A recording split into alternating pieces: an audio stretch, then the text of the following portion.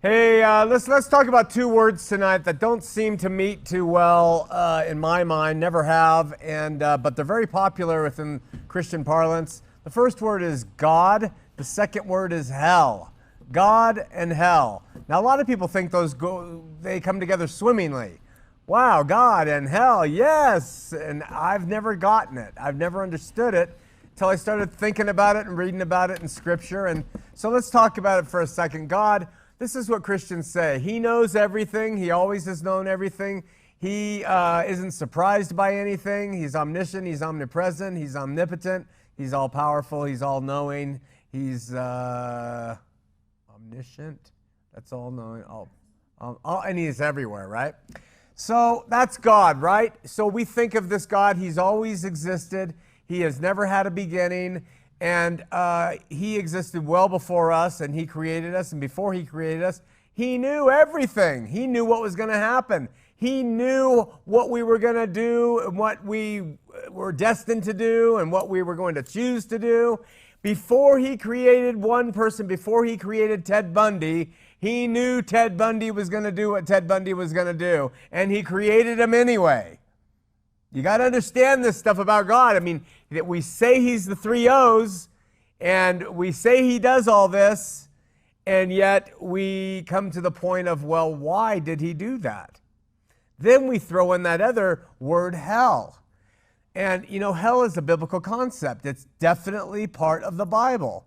But the problem is that it was part of the Bible. It had a place in the Bible, in the Old Testament, and it was overcome by Jesus.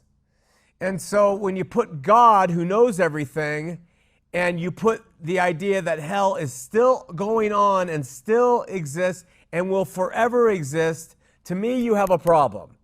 Because God, who knows everything, does everything, creates us anyway, then we could probably say God created most people to go to this hell, to burn forever and ever and ever, screaming in agony, and he knew it before he created us.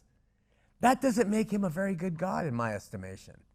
But see, that's really not what the Bible teaches. The Bible teaches that hell was this place, and it was a covered place. And in the Old Testament, everybody went there because everybody was in sin, and sin wasn't taken care of yet.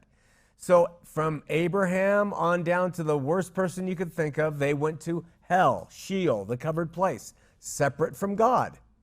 Now, there is a paradise part of hell, Sheol, and there is a prison part of hell, Sheol. And all that was going on before Jesus came. But God so loved the world. Yes, he knew what everybody would do, and he knew all those things, what we would freely choose to do. His foreknowledge said, I know they'll do it. I'm creating them anyway. Why? Because he so loved the world, he gave his only human son to come and overcome sin, death, and hell. And the Bible then clearly teaches that hell gives up its dead. And that place called hell is thrown into the lake of fire. And hell is no more because of the victory Jesus had. So when people today say, that guy died and he went to hell and he's burning forever and ever and ever, that is not true. Hell is certainly a biblical construct, but it was an Old Testament construct, and it was taken care of by Jesus. So when you take God and you take hell and you insert Jesus in there, who overcame that part, which was justifiably in place for everybody because sin hadn't been taken care of yet, this just God through his son takes care of hell, and now it's no more. So then you say, well, then what is there? There is life with God and there's life without God. But that hell thing has nothing to do with it anymore. Basically put, people choose to be with God after this life and in this life, or people choose not to. I think he's constantly inviting all to continue to come to him. He does it while we're here. He does it while we're there. But in the end, that hell thing is over. Out.